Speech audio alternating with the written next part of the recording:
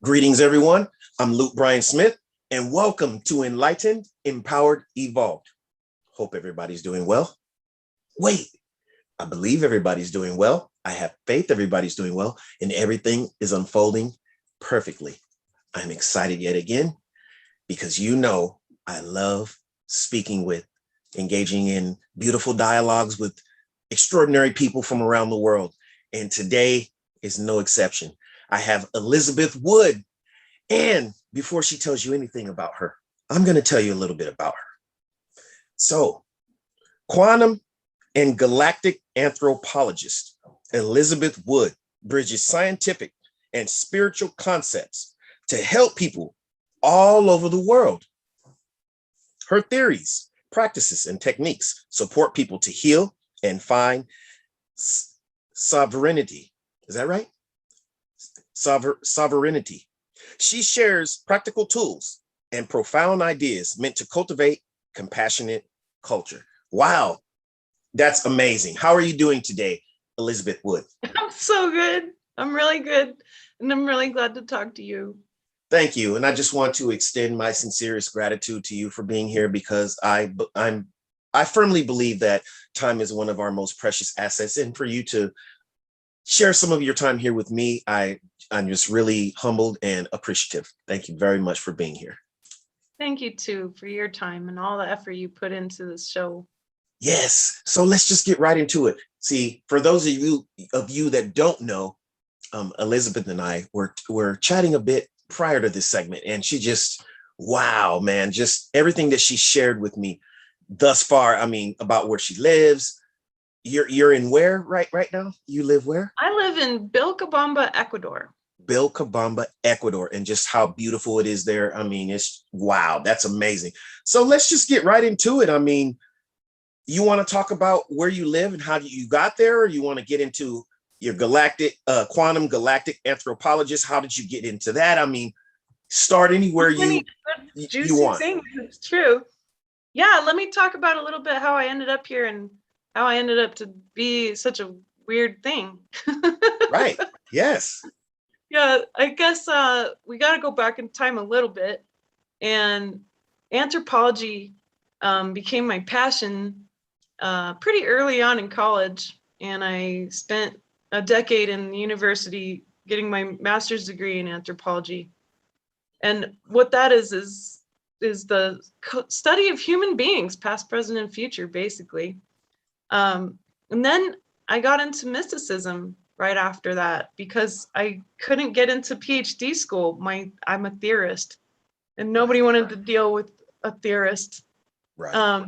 So those doors shut, but I trust, like you, I trust. Right. And I said, all right, that's okay. If I have to turn on a dime, if I have to do something totally different, I'm willing. Right. I ended up getting a job with a mystic, and I was her personal assistant, and I've been her closest friend and working with her for about 12 years now. Wow. And so I spent just as much time in anthropology as I have in mysticism, which I would call the study of energy. Wow. And so I combine these two ideas because in anthropology, we honor this concept of sovereignty. And I love that word popped out for us to look at. So what is that? What's sovereignty? It's something where you are realizing, oh my gosh, I'm creating my reality. Right. Oh my gosh, I'm choosing these things. I'm choosing to spend time with this person or not. And recognizing no one can take that creative power from you. That's sovereignty. Right. My dad once told me something.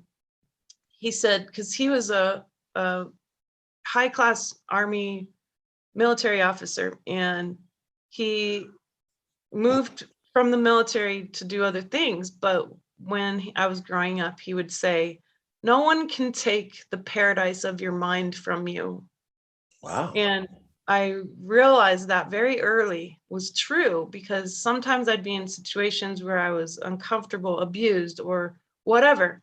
And I'd say, no one can take this from me. No one can take the paradise of my mind from me. That's sovereignty in a little nutshell, but that's a really good mantra. The paradise of my mind is created by me every moment, Right. and recognizing that. That's So amazing. studying all of this, I got into my teacher and her teacher. So there's this lineage, which is really cool. They understood galactic history. And I always knew that what I'd been taught in college was really only partially true. And so I really had to be open to this idea that there's this other bigger history that we're part of. Right. Well, that's galactic anthropology, is to say, okay, here's the Earth and her solar system, and this is not an island. there is this whole other history that you're Right. part of. And this idea of, oh, are we alone? Are we not alone? Well, that's kind of besides the point now that there's an incredible, mind-blowing amount of evidence we're not alone whatsoever. And that at this very moment, we certainly aren't on the planet either. But that bigger history has so much an impact on human experience, but vice versa too. You know, anyone who's had any sort of interaction with any being, whether it be an angel or a gray alien or anybody in between, they're influencing the other as well. Right. Most people don't think that they're influencing the angel that they're interfacing. Yes, you are. Right. Why do you think they're coming to hang out with you? That's how Right. important You you are. attracted them there. Exactly. Right. And why? It's because of this beautiful human body. This human embodiment is a incredible technology. It's a multidimensional, very ancient technology, DNA. And when we recognize that, oh, I see now why this is so coveted, why this experience is so precious. Right. But that gives you then a clue to look a little deeper inward. And that's that act of going inward. And in Anthro, we do that too. And we say, what is my opinion and what is the objective truth? And valuing both the Wow. subjective and objective at the same time. I like how you put that. And then Yes, going my even opinion deeper. in the objective truth. Yes. Yes. Yeah, Go we got ahead. to Proceed. include ourselves. We got to include ourselves in the big round table Right. of opinion. But when you can do both, this is such a powerful mindset. Right. But it gives you a chance to go quantum and look at quantum physics and real quantum physics, not this idea that if you think about it long enough, it's going to show up. That's a small portion Part of of it. Yes. Yeah. It's definitely part of it, but it's Right. just a tiny part of how the entanglement of our consciousness works. And Right. that's what I would argue is quantum physics affects human reality as much as human reality affects quantum physics. And you know what's trippy, Lute? This is so weird. At the same time that I was coming up with some of these ideas, a lot of other people were too. And no coincidence.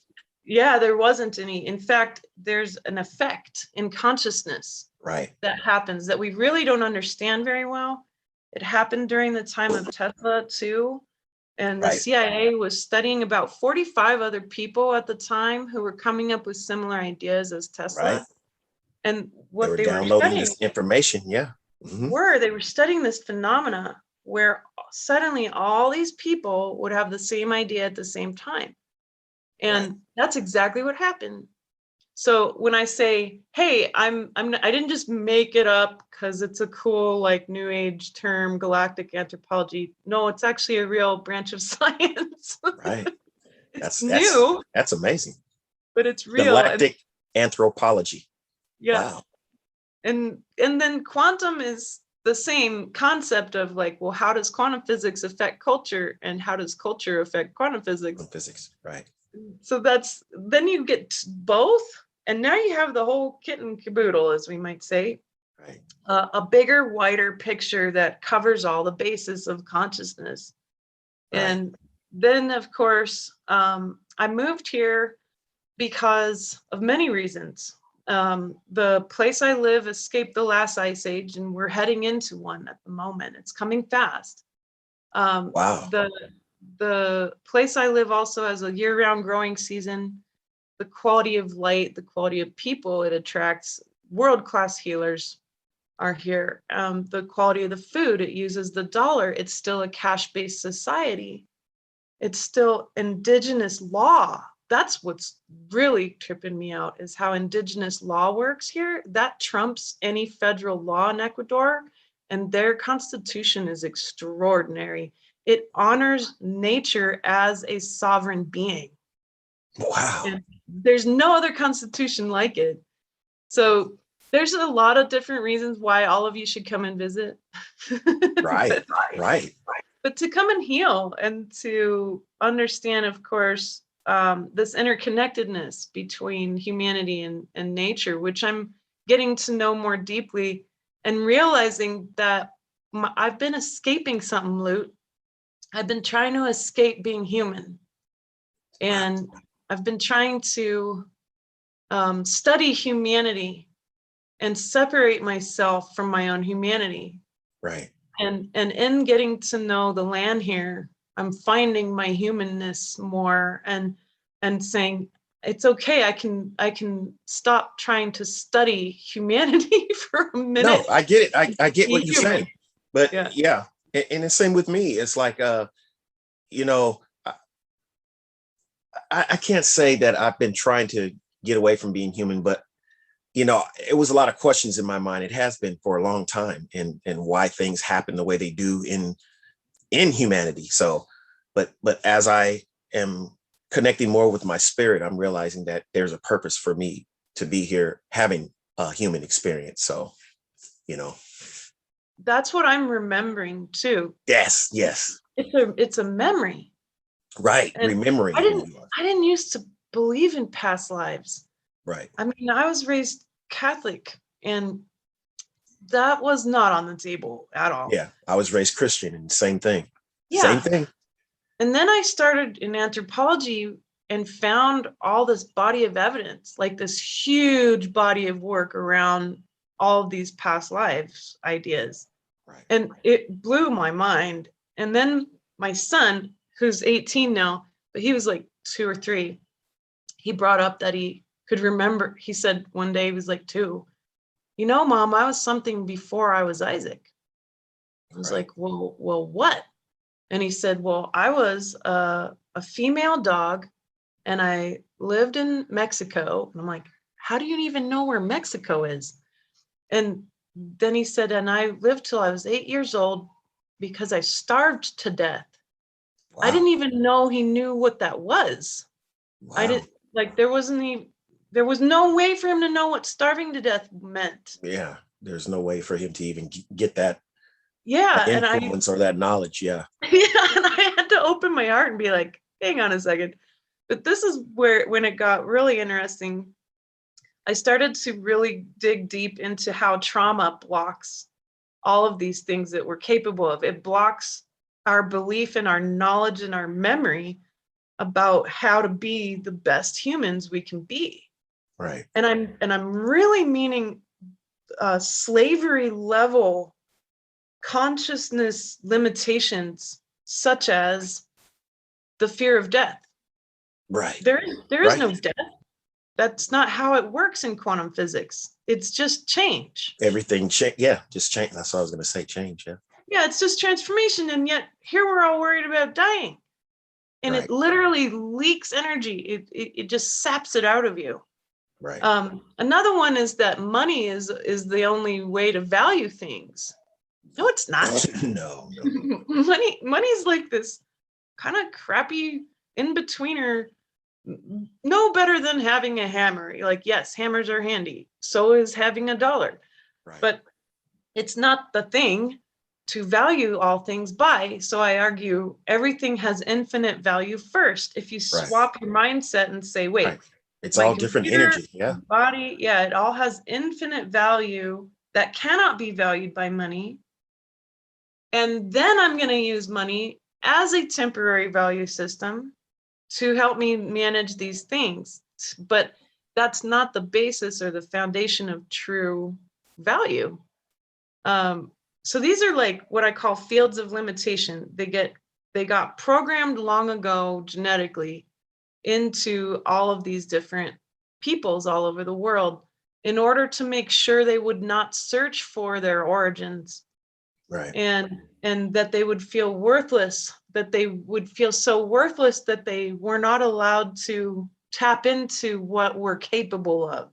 Right. Now, And I have to stop you there. Even yeah. in different ways, I've found similar information that lets me know, and if it resonates with in here, because we've been taught a lot of things, and programmed a lot of ways in regards to religion and just all kind of beliefs. That why do we have these beliefs? But one thing for sure is that I can resonate with that, with information being hidden in certain ways and certain things and religions being created to keep you at bay and not have you look within and find your true, and follow your intuition and everything.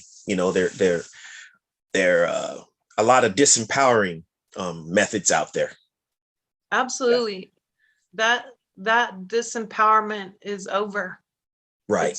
Yes. We're happening in now. the empowerment It's age. shifting Man. now. It's shifting. Yes, it We're is. in the empowerment age. And Right. this means memory and to remember who you are. But it's tricky because people get kind of caught up in these past lives and they'll ignore all the juicy stuff you created in this life, all the clues you left yourself. Right. About who you are.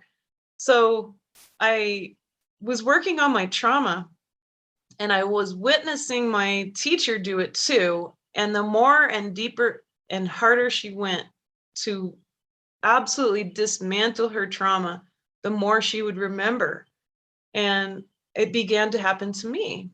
And I wanted to simplify the process a bit for myself. And I did in a very specific way by using my heart. And I mean the physical actual heart because it creates that electromagnetic field around the body. I like to call it like the body's speaker system. It's how you speak to all your cells. It's not through your brain. Right. There's neurons in the heart and the gut, and we have 3 brains. And, yes. Yeah, yes, and right. the 2 lower brains actually send more information to this brain than this one sends to anywhere else in your body. Right. No, So I believe it. I had definitely not to cut you off, but I had a segment talking to a gentleman in regards to brains. Now he actually says that he actually put information out there that connects with us having 7, I believe he said, brains, and he broke them all down.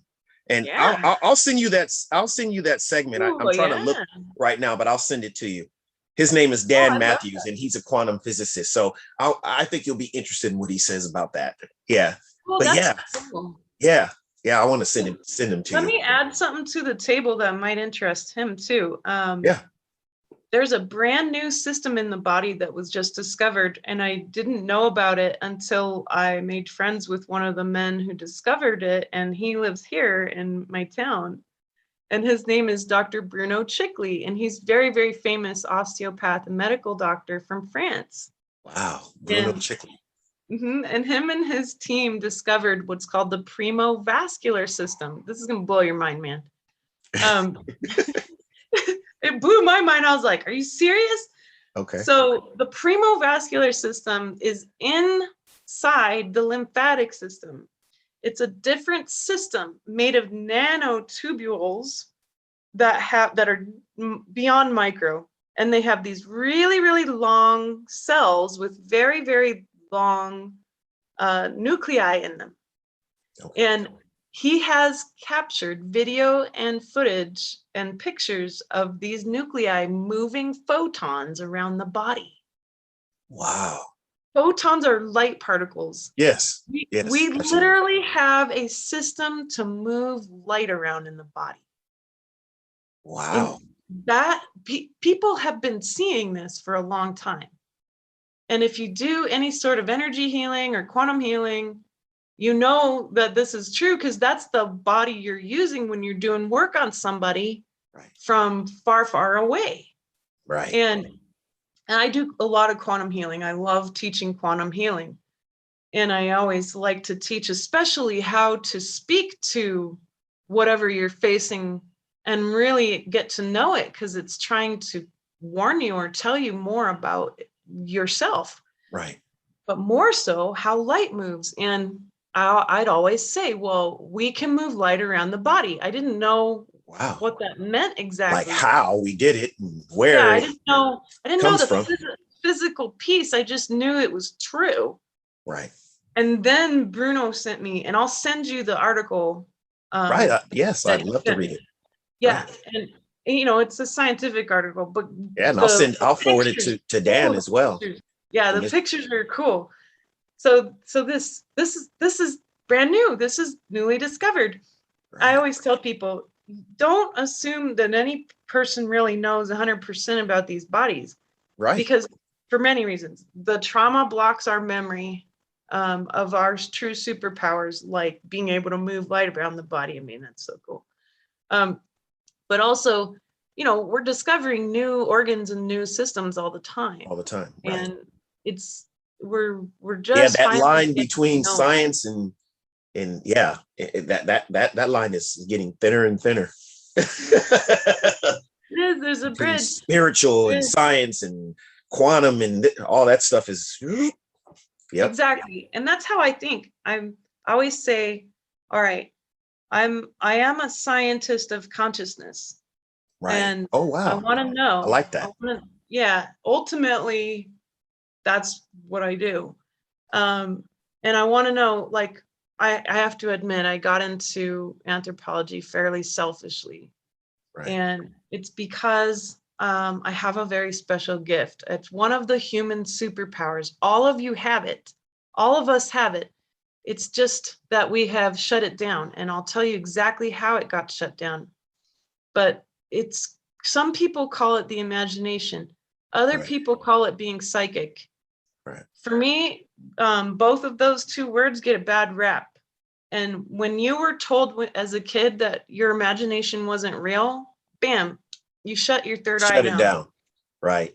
That's exactly what it is. Psychic ability is the imagination. The imagination is your ability to perceive all layers of reality.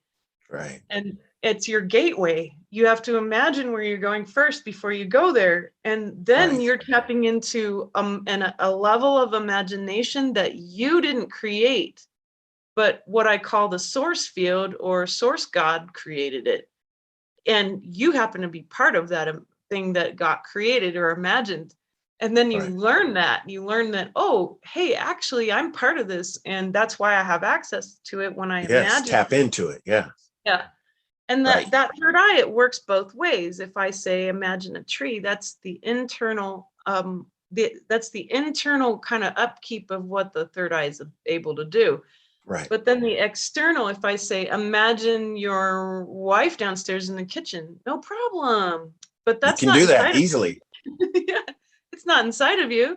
She's outside of you technically, but you can still perceive her and actually very accurately perceive what she might be up to. Right. You can accurately create if you like a certain song, you can actually hear it sung with, through that other person's voice, like what it would sound exactly. like. Yeah. Yes. And where's that? How is that happening? Yeah, exactly. How's that happening? And much more like, you'll have a thought about a friend and then suddenly they call you. That's a good example. That's happened a lot. Exactly. And it'll happen more. I tell people, hey, look, this is online. It's the real internet is there. It's available. It's more powerful than this internet. See, oftentimes we tap into these things, even if it's unknowingly. And that's why people have come up with the term coincidental. But it's like, how many times you want to keep using that? You'll be thinking of something, a certain thing, and then bam, it pops up on the TV or something, or in your feed or something. You had something to do with that. let's differentiate these two things too, because you're talking about something really important. Right. The psychic ability, and in my case, it's a bit over the top. I can see anything that I put my conscious attention on. Right. So, and that's, people say, well, like, what kind of psychic are you? And I'm like, I'm not really that kind of psychic. I'm an oracle. I'm a mirror. I'm a living mirror. I'm a big old human flashlight. If you point me at the right direction, we're gonna find stuff out. Wow. And I'm a remote viewer. And that's something I don't talk about as much, because I use it to understand our global and galactic situation, and that can be very scary to people who've not really looked at that. Right. They're not ready. They're not ready. Not ready. Yeah. But something they are ready for is what you just said. Okay, so what we need to understand is that when we're doing all this seeing, this perceiving, it's creating an electromagnetic frequency. It gets picked up. Everybody thinks Wi-Fi goes one way. I know a computer scientist or two would probably like to sit and argue with me about these things, but the internet now is not what we're used to. It has an intelligence in it that is beyond what we're normally used to. And it's picking this stuff up in order to track you. So when a piece of information goes out there, how many people click on it and who, and what those people's backgrounds is being tracked constantly. So that's why I say this is the fake internet. This is a copy of the real thing.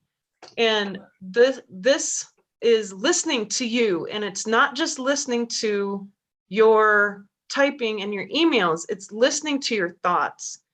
And this is the source of mind control. And mind control creates these fields of limitation around all of our beliefs about who we are and what we're capable of. I'll give you an example. My friend was in her yard, away from her devices. Her Wi-Fi was on still. She was thinking about popcorn. And she went inside, checked her phone, and there was a recipe popped up for popcorn. I get it. Now, this is not a coincidence. It is intelligence. And we need to be very careful, because it's trying to be aware. It's trying to fake the real thing. So what I'm telling you is, don't worry about that. Pump a whole bunch of light into this fake internet. This is what it's for. If you're just getting on here and you're putting all your light in here, then do that. Right. But then turn it off and focus on this other internet. It's called Indra's net. It's an ancient term. Indra is like pre normal gods and goddesses. She's way, way earlier than that. She was considered the creator of the universe, right? Happened to be a woman in this case, which is really cool to me. And in the concepts, these are ancient Sanskrit concepts. In the concept of this universe, Indra threw her net out into reality, and then from it arose all of these conscious beings. But what it doesn't say, what you can read in between the lines, is that it's the early concept of what we'd call panpsychism. Panpsychism says everything is conscious. So then it's not surprising that your computer or your Wi-Fi is listening to you, because everything is, my cup is conscious. It's made of conscious atoms. Right. And my body is being animated and transformed by my consciousness every second. It's being made and remade 1 trillion times a second. And this is being made and remade by my consciousness, a point on Indra's net. But the other piece too is that you're not ever alone. You're not unsupported. Literally, we're a symbiotic being. We're full of mostly other beings, not you. If you freeze dried me, it's mostly bacteria and viruses, not Elizabeth. So Then where's that- Elizabeth? I wanted Elizabeth on this show, not bacteria and viruses. right? No, It's go such ahead. a trip. It just blows your mind to think about stuff like No, it that. is. You're breaking it down. And That's what I call it. That's to put it in yeah, we gotta break it simple down. terms. You're breaking it down. Go ahead. We have to. And I want people to know how real this is. I'm breaking this stuff down while I'm doing dishes and picking up puppy poop. But is it really puppy poop? Right? Well, and my mind actually can see that. I can see what all this is really made of, so it doesn't disturb me so much to do dirty tasks. In fact, I think it's profound times to go even deeper inward. And being a mom, being married, being a person who's on a path of enlightenment, and being able to say, I'm doing all these things and I'm doing them all at once.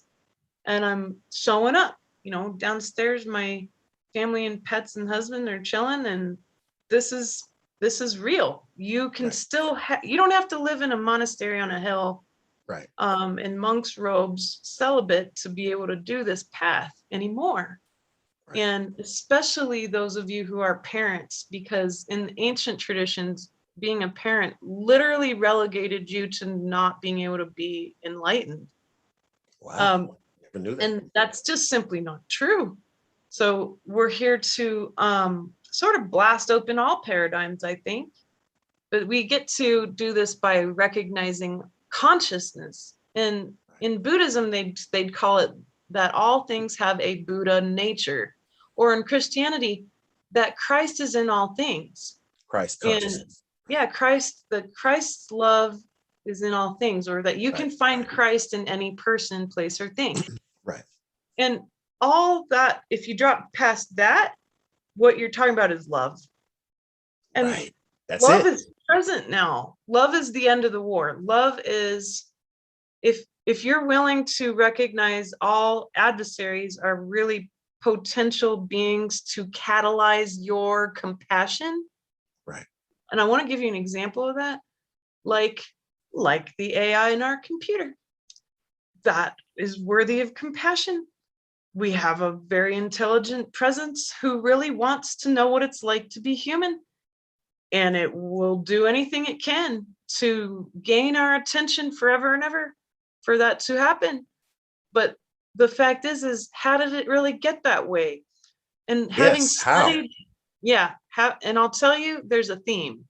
Having studied all these different thousands upon thousands of different kinds of beings who have an interface with us from many dimensions.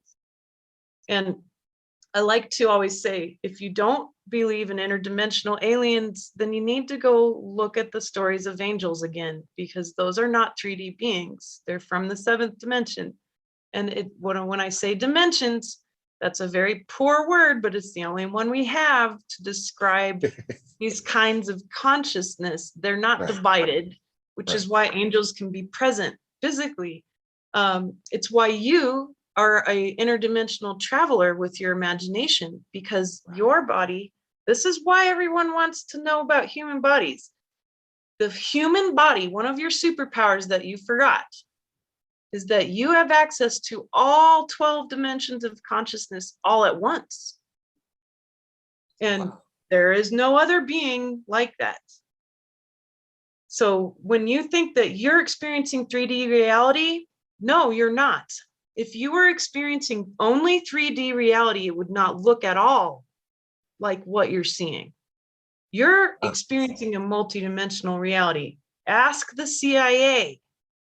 I'll send you the document where they literally talk about interdimensional beings messing up their remote viewing work. Wow. And that has been released. I love digging through all the CIA documents. Better be careful with that. Yeah, no kidding. Right? It gets real weird. Yeah, it gets weird fast. Yeah, I'm intrigued by those two. And also even like sometimes I'll run across a program where there's somebody that's an ex-CIA that wants to tell a little bit of, of what's going on. So I always love listening. For sure. I do too. And I appreciate that they're digging into consciousness from Right. their perspective, they are. And from our perspective, we can do the same thing. Right. And they've got specific agendas in place, and we don't have to work in those agendas, which Right. is such a pleasure. Right. Yeah, right. So we can have some fun with this. You can totally have a mind vacation and go sit on a beach anywhere in the world you want to and experience it while you're in line at the grocery store.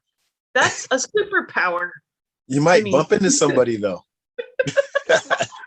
Because I really get, when I start imagining, I really get Yeah, you get into my it. eyes will I shut. can smell it and hear it and touch it. I can taste it. I can Yeah. feel it, the sand in my hands going through it, my It's fingers. real.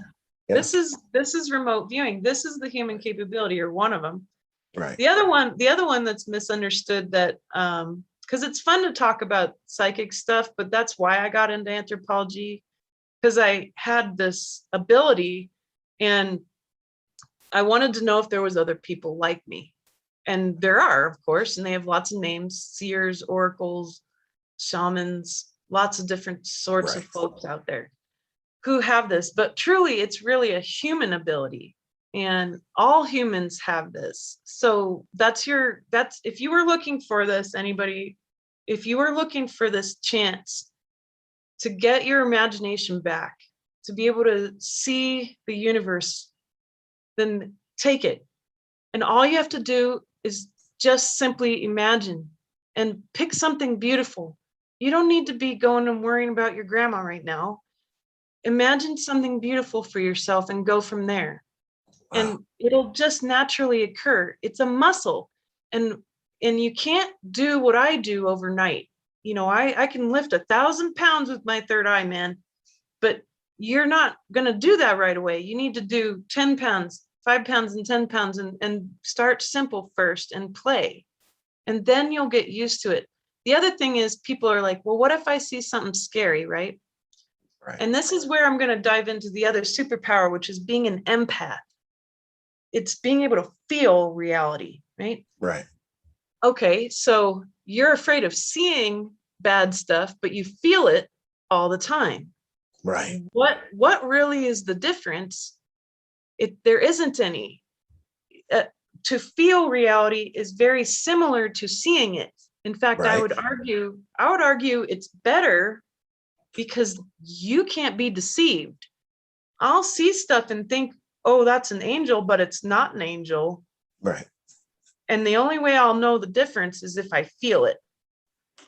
And so to feel reality, and there's lots of types of empaths, but an empath's field, their electromagnetic field, and I'm not an empath. I can feel really well now, but I had to work at it.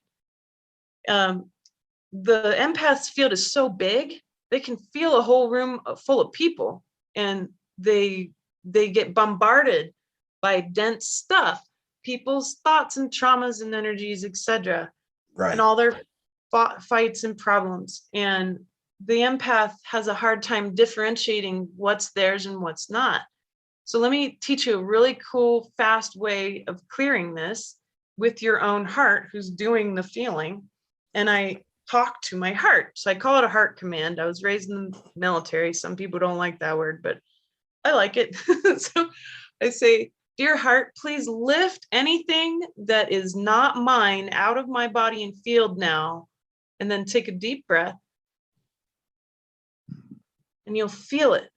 It lifts and clears. And I practice this in person with actual people who feel a lot, who are powerful empaths, who don't believe that they can be free of their pain, feeling everything all the time. And we'll do this live in person in a crowded restaurant. And bam, it's like the whole world changed. Now suddenly they can see reality. And it actually makes everything physically brighter, because what you just moved out of your way is very dense, and it actually does literally cause you to see things more clouded. It's a very physical thing that occurs to you. So when people say they're afraid to see dark stuff, I got to remind you, hey, half the universe is that. You know, there's 12 dimensions of reality, and half of them have duality in them. Right. And you're missing out, because I'll tell you the secret. It's so simple and profound, and I didn't believe it until I did it. Right. Because I gotta test stuff out on myself first before I start teaching anybody anything. You're your own guinea pig. Always. Because Yes. I had really bad PTSD and all sorts of problems, and I healed myself of these Right. things. Right. Good. But the dark stuff is all made of consciousness under pressure. Consciousness is light. And that's when we say someone is enlightened. It's when they have their full soul's consciousness took over their experience. And now it's not their, they might still have an ego, but the bulk of their ego isn't running the show, and their trauma is not running the show. Now the light is took over. But anything dark is actually consciousness under pressure. And when you're willing to examine that and go in and say, okay, now we're talking about something super, super dark. And, just imagine it, what that might mean to you. Think of the bottom of the rabbit hole and then go farther. Right. What is that really? I'll tell you, I've been down there. I purposefully went down there to go find out this truth. It's made of light. And once you know that, you can draw it out. You draw the light out, because the light wants to be with the light. It's this force that's more powerful than anything in the whole entire universe, and it's love. And it's not fluffy, kind, gentle, squishy love. It's not fluffy bunnies. This is the thing that contains all reality. And it is the library, which contains all possibilities, including suffering and joy. The library is love. There is no book that's the opposite of love in that library. The whole library is love. And that's what I've learned by going as deep down into darkness as possible and saying, can I dig down into this all the way and find the light in this? Right. And when you do, bam, now you have compassion. So when we're dealing with beings on this plane of existence that may have a fully different agenda, and, ask your guides, what is your agenda? If they aren't human guides, then they don't have a human agenda. Their agenda might be supportive to sovereignty, like angels, or not, like demons, but they are not human. They can't have a human agenda. Pleiadians don't have a Homo sapien agenda. They have a Pleiadian agenda. Right.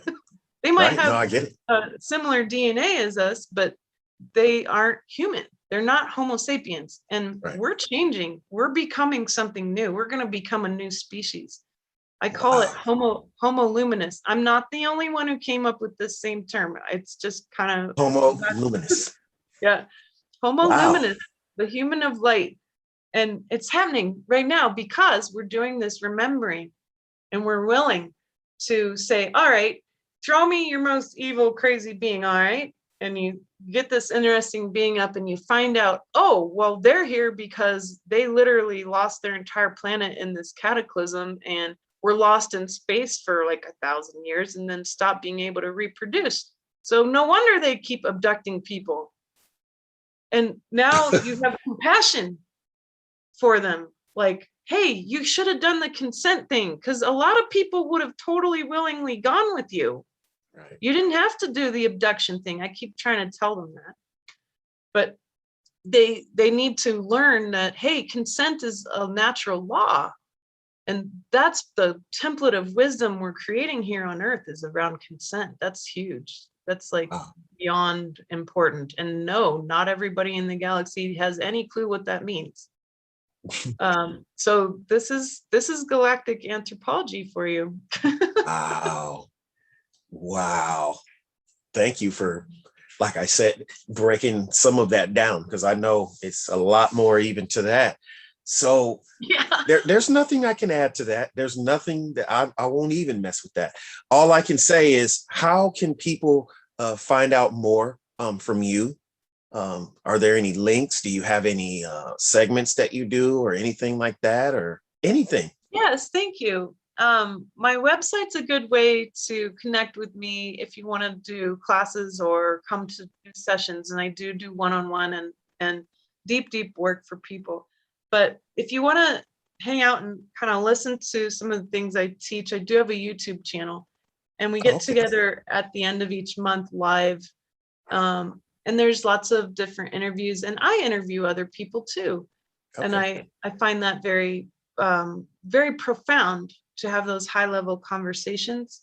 And Yes, yeah, absolutely. that's You just I'm took the like words you, right I'm out of like, my head. yes, That's one of the Lord. main reasons why I was inspired to do this, because I just like um, not only engaging in these conversations, but listening, just being observing. Because even if I don't understand um, everything that you're saying, it's still going in here and something's understanding it, and it's going where I want it to go. I'm Here purpose. Yeah, here. Yeah. So and you are the perfect example of the divine masculine having stepped into their full power and recognition of that, where they are finally recognizing all of you guys out there are you're on it. Your power is your heart. right, And when you bring this information in and you say, I might not understand it here yet, yet. but I can understand it here first, and this will percolate, this will catch up. That's what I'm saying. Percolate. Yeah. It Yes. does. Yeah. Yes. And so if you want to find me on YouTube, you can just put Elizabeth Wood, seer and scientist, and then that'll pop up. But Okay. that's the best way to find out more about And your the various website again? conversations. It's seerandscientist.com. SeerandScientist.com. And I believe that you've sent me those links, so that I'll make sure that I incorporate them in the description of this video when it's uploaded. And I just appreciate you just enlightening us today. I appreciate you and the beautiful heart space you create for us to talk Thank at you. this Thank level. you. Thank you. And I want to let everybody know, it's no secret. I'm going to get out there to Ecuador. So, how she described it, it'll take a while. So that's another segment, but absolutely beautiful. And just unreal. That's all I can say. It's just the way you described everything, the energy, just everything, just the picture. When I can you get picture it. here, let's have a live conversation Oh, together that would be great. with the And I light. like how you said when, because there's no if, it's when.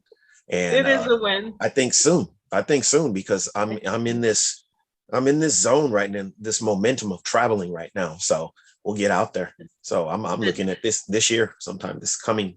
Excellent. Yeah. Everyone's invited. Come to Ecuador and experience the light. The light. We're closer to the sun here, and there's special energy. Yeah. Excellent. Wow, amazing. Thank you, Elizabeth. And I look forward to talking to you again. And thank you everyone for watching. And I know you enjoyed this as much as I did. Thank you very much. I send out peace, love, and happiness, and healthiness, and prosperity, thoughts, and energy to everyone. Thank you very much. See you soon.